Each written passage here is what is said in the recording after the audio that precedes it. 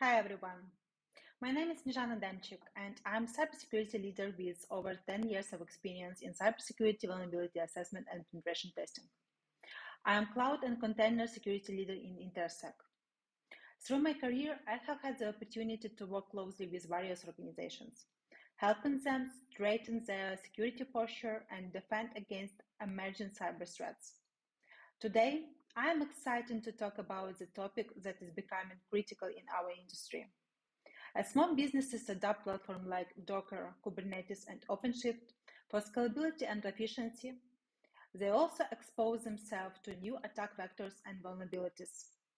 In this presentation, we will dive deep into those challenges, analyze recent incidents, and explore best practices and tools that can help us stay one step ahead of attackers. So let's begin. The rise of Kubernetes and OpenShift has introduced new vulnerabilities. While these platforms provide exceptional orchestration capabilities, they also open doors to potential security risks, such as misconfigurations, insecure APIs, privilege escalations, and other common pillars can lead to breaches, data loss, and compromised systems if they are not addressed. The goal of this presentation is to highlight these risks and provide a roadmap for how we can navigate them. We will review recent security incidents, case studies, and threat models to highlight these issues. More importantly, we will discuss tools and best practices for detecting and mitigating risks. By the end of the session, you will have actionable insights on securing the containerized application from deployment to continuous monitoring and incident response. So why is container security such a big deal? Well, the short answer is containers have become a target. Whether it's a financial company, a retail business, or even a healthcare provider, almost every organization is now using containers. But with this adoption comes risk. A single misconfigured container can lead to a massive breach. Take, for example, March 2018. Tesla's cloud was compromised due to insecurely configured Kubernetes clusters. And in June 2020, hackers infiltrated a Kubernetes toolkit to spread cryptocurrency mining malware across multiple clusters. More recently, security researchers from Apiro discovered a vulnerability in the open source continuous delivery platform RQCD. That vulnerability lets attackers access and exfiltrate sensitive information like passwords and API key from clusters. Many of the misconfigured clusters spotted by cybersecurity researchers were due to use of default settings. Misconfigurations like utilizing default container names, not having the Kubernetes dashboard protected by a security password, and leaving default service ports open to the public can place businesses at the risk of data leakage. That happens because they didn't secure their containers properly. The cost? Millions in damages and a loss of customer trust. We can't afford to ignore security in these environments. And today, we are going to learn how to avoid these mistakes. Now, let's talk about the specific security challenges you will face in Kubernetes and OpenShift. One of the biggest issues, misconfigurations. For example, leaving the Kubernetes API open to the public internet. It sounds basic, but you will be surprised how often it happens. Another challenge is inadequate access control. Many teams grant overly broad permissions, which means developers or even attackers can escalate privileges and take control of the system. And then there is monitoring, or rather the lack of it. If you can't see what's happening inside your cluster, you won't even know you are under attack. So let's talk about some practical way how to address these issues. Let's take a closer look at some of the real-world attack vectors that are emerging in containerized environments. Whether you are using Docker, Kubernetes, or OpenShift, first there is a container escape issue. This is when attackers find vulnerability within a container and break out into the host system, gaining access to other containers. We have seen cases where malicious code in public Docker images was used to attack entire environments. So the practical tip here is always verify your images, using tools like Notary, for example, and keep a private container registered to avoid public vulnerabilities. Next, we have API vulnerabilities. Both Docker and Kubernetes APIs can be exploited if left unsecured. Attackers can take over entire clusters through API exploits. For example, here you can find the practical issues that have been found during our penetration testing, such as kubelet read-only API exposure and container allows adjacent unauthenticated access to other containers and cloud metadata services. To counter this, ensure you are using strict authentication methods like OAuth and limited external access to these APIs. One of the most overlooked issues is misconfigured network policies. If you don't properly isolate your containers, attackers can move laterally between them. For Docker, you can use Docker Compose or network plugins, while in Kubernetes, network policies can help isolate workloads. The lack of container isolation mechanism in the connector infrastructure poses significant security risks, where some containers were running with root privileges and in some cases with a privilege flag, which grants containers unrestricted access to the host system, devices, and the ability to bypass security controls like up-armount or Selenium. This allows the tester to install malicious tools, exploit to the host, or tamper with system configurations. To mitigate this risk, containers should be configured to follow the least privilege principle. So that is running as not root users whenever possible. The use of evaluated privileges such as privilege flag should be minimized and only enabled when absolutely necessary. Additionally, security audits and strict access controls should be enforced to limit exposure.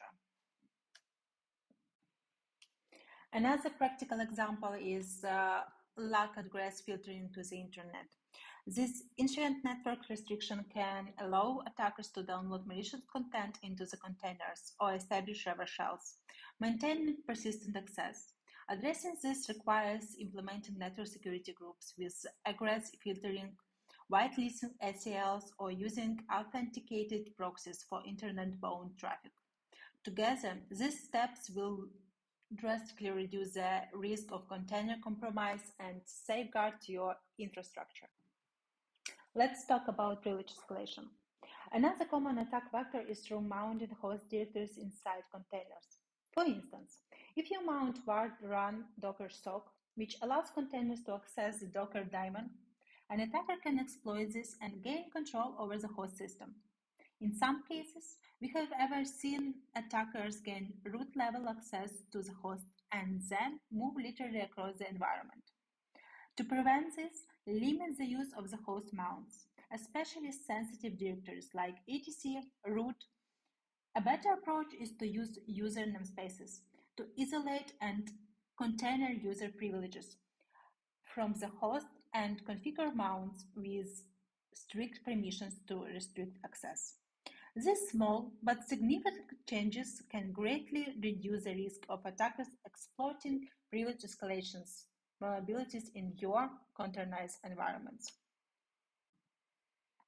Hard-coded credentials are another common problem. Never store sensitive information like password or API keys inside your Docker images or code. Use Docker secrets or Kubernetes secrets to manage this data securely. Now, as many of you know, Kubernetes is one of the most widely used container orchestration platforms. It enables organizations to run and scale applications with ease, but with great power comes great responsibility. When misconfigurations occur or security best practices aren't followed, Kubernetes environment can be vulnerable to attacks that allow attackers to escalate their privileges and compromise the entire cluster. In this talk, I will walk you through a real-world vulnerability that we discovered. It involves misconfigured permissions in Kubernetes service accounts, which allowed attackers to access highly privileged resources and potentially take control of any node in the cluster. We will cover how this vulnerability was identified, the steps attackers could take to exploit it, the impact it can have, and most importantly, the mitigation strategies you can put in place to prevent such attacks in your own Kubernetes environment.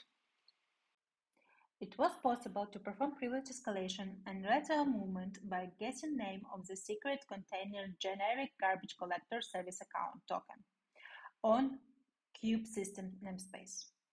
And as a result, we have compromised Kubernetes node by running a reverse shell with root privileges and escape to the node host. So what is the impact? What makes this particularly dangerous is that an attacker who compromises these services accounts can retrieve other service tokens from the cluster, including high privilege tokens from the kube system namespace.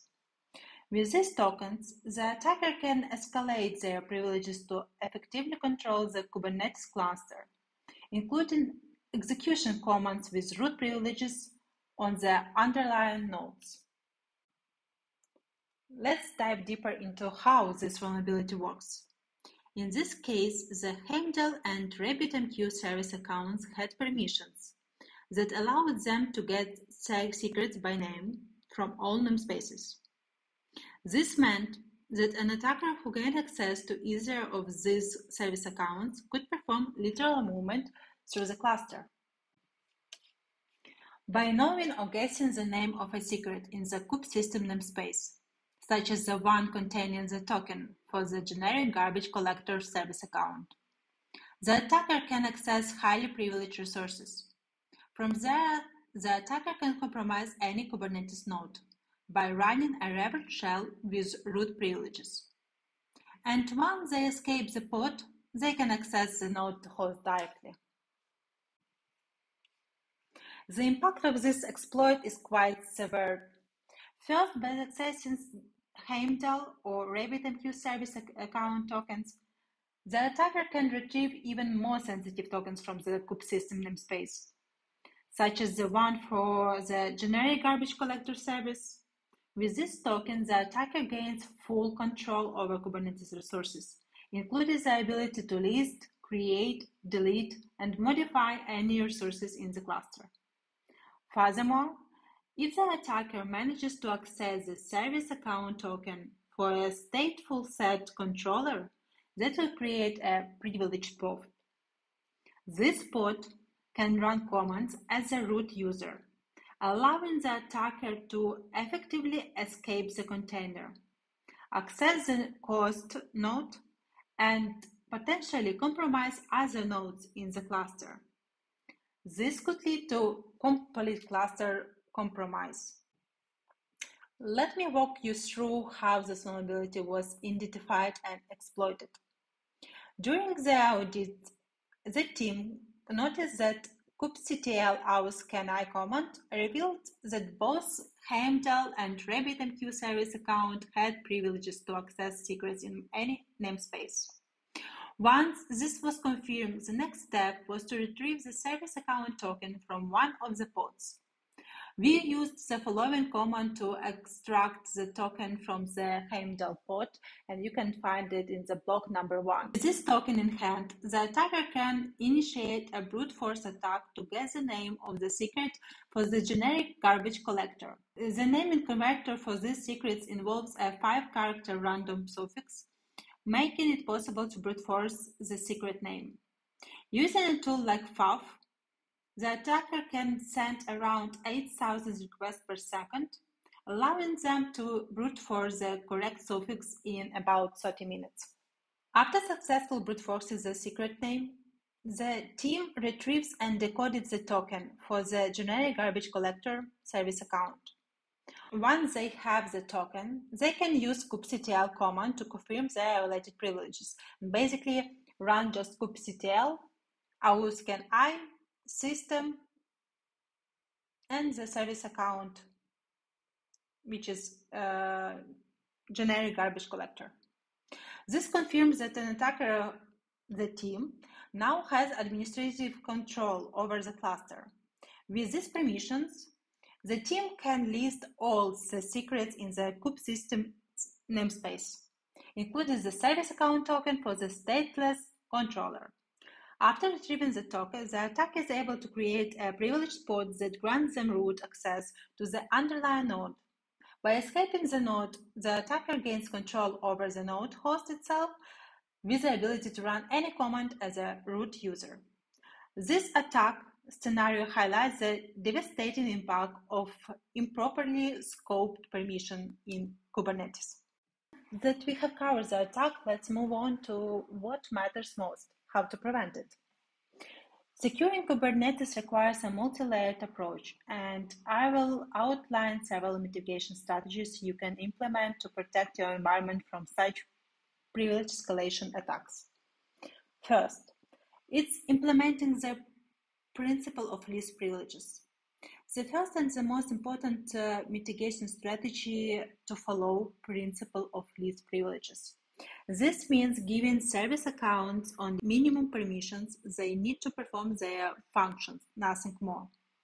So, you need to review the RBAC policies in your cluster and ensure the service accounts like Heimdall and RabbitMQ are not granted excessive permissions, such as the ability to read secrets from all namespaces. As well, we recommend to usually regularly audit your RBAC policies to ensure that no unnecessary privileges are granted, especially for service accounts that do not require them. Secrets are sensitive and should only be accessible by specific services or users. Ensure that the service account like Heimdall and RabbitMQ are configured to only access resources within their own namespaces. Avoid giving service accounts the ability to access resources in other namespaces unless absolutely necessary.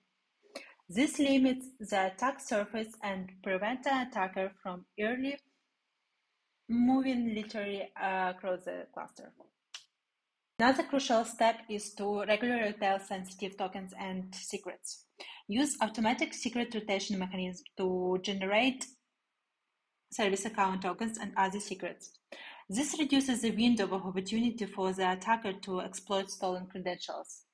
Consider using tools like Kubernetes Secret Store CSI driver to manage secret security and integrate with external secret management solutions, such as AWS Secret Manager or HashiCorp Vault. Pods running in your cluster should have restricted capabilities unless explicitly required. Use pod security policies or pod security admissions to limit the permissions granted to pod, such as restricting access to host namespaces or the ability to run as the root user. Ensure that privileged pods which have the ability to escape to the node host are only used for the trusted workloads and are tightly controlled. Kubernetes network policies can help to restrict communication between pods, preventing an attacker from moving literally once they gain access to the pod. Implement network policies that limit access to only the necessary services and resources. This will contain any potential breach to a small subset of the environment. For instance, ensure that pods running in sensitive namespaces cannot communicate with critical system services unless explicitly permitted. Finally, continuously monitor your Kubernetes environment for any signs of suspicious activity. Implement tools for logging and monitoring to trail access to sensitive resources such as secret. Set up alerts for unusual activities such as unauthorized access to service account tokens or attempt to create privileged pod. Use tools like Falco or Kubebench to audit the security of your Kubernetes clusters and catch misconfiguration before they are exploited. In conclusion, Kubernetes is a powerful platform, but like any powerful tool, it can be dangerous if misconfigured. The vulnerability we have discovered here, privilege escalation via Heimdall and RabbitMQ service account, highlights the importance of applying least privileges principle tightening RBAC policies, and continuously auditing your Kubernetes environment.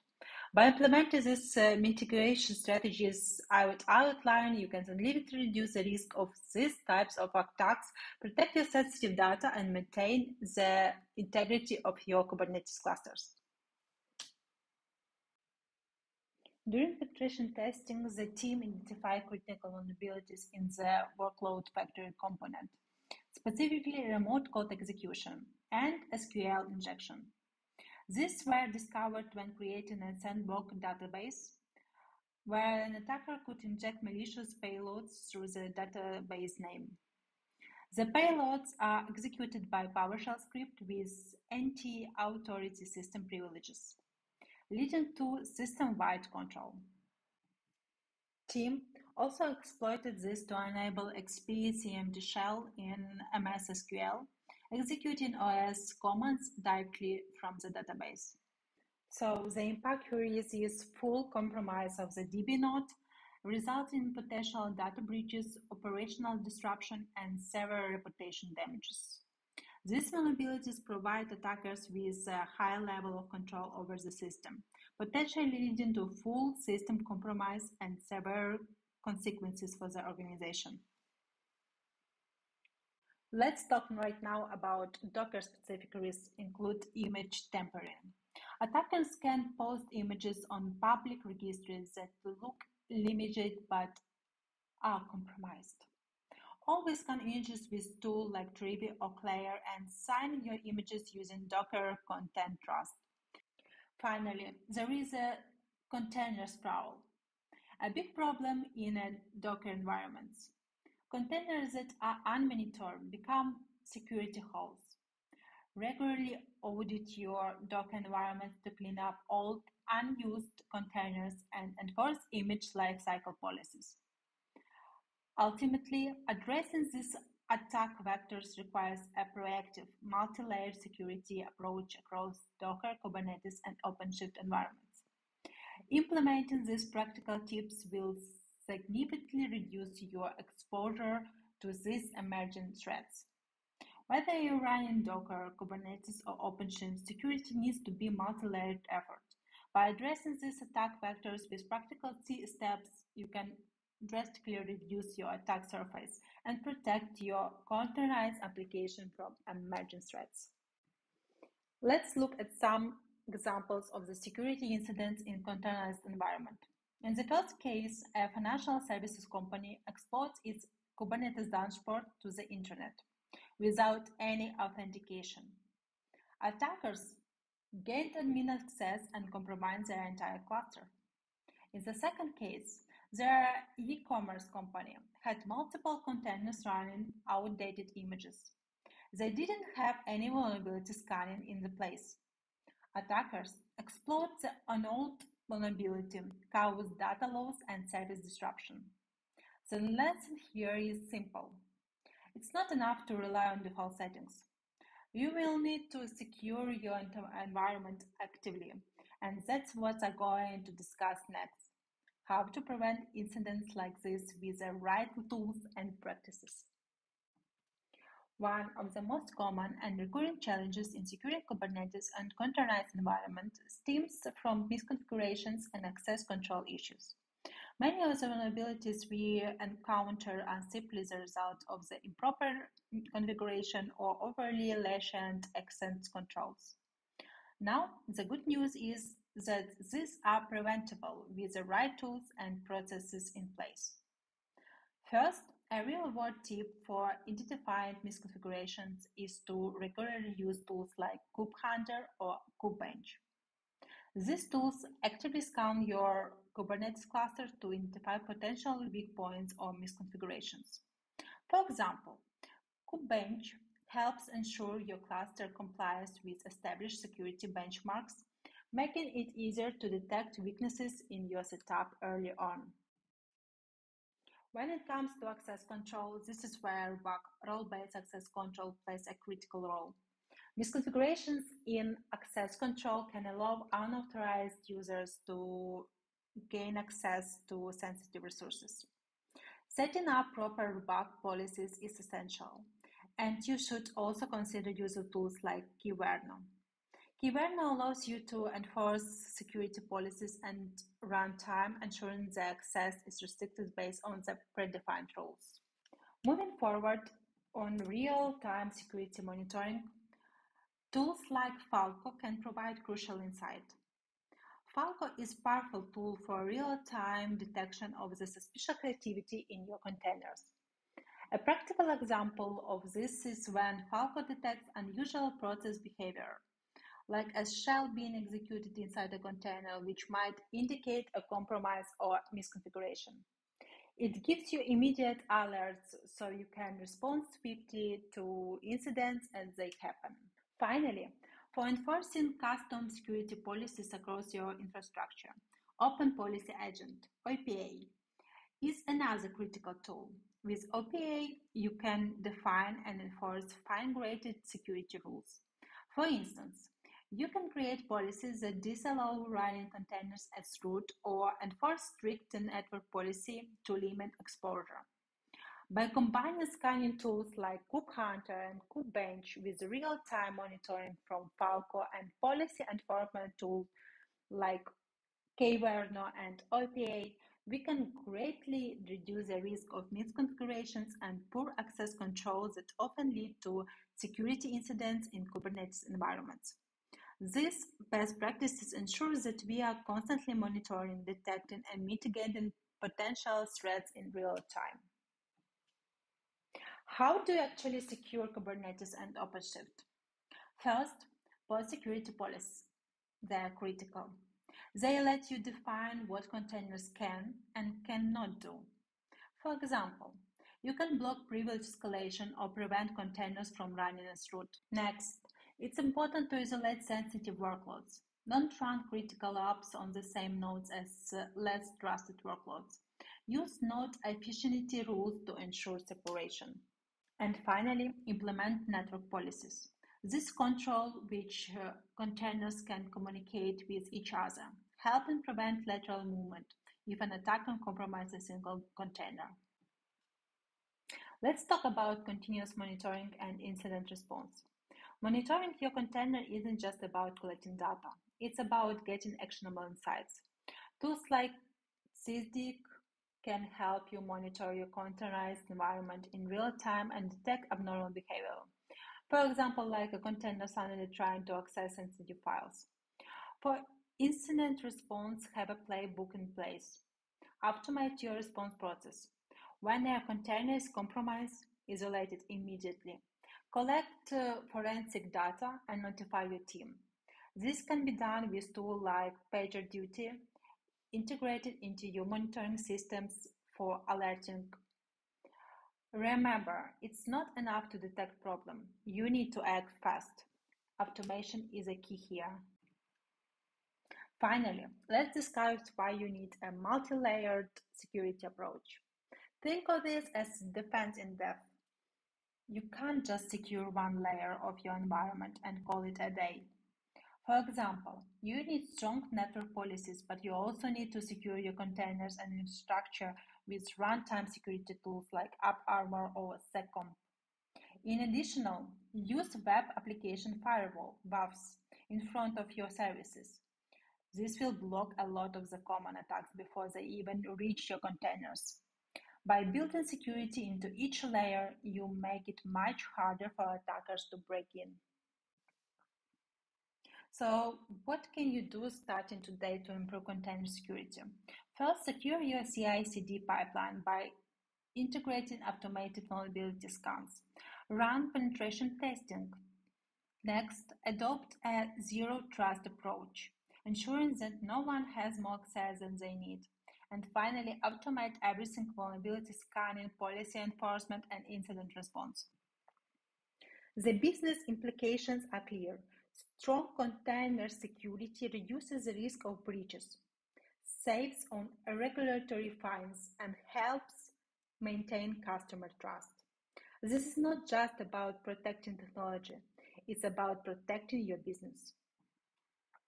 By implementing these practices, you are not just improving security, you are gaining a competitive advantage. Thank you for watching me, and remember to leave your questions and rate the presentation in the next session. Thank you.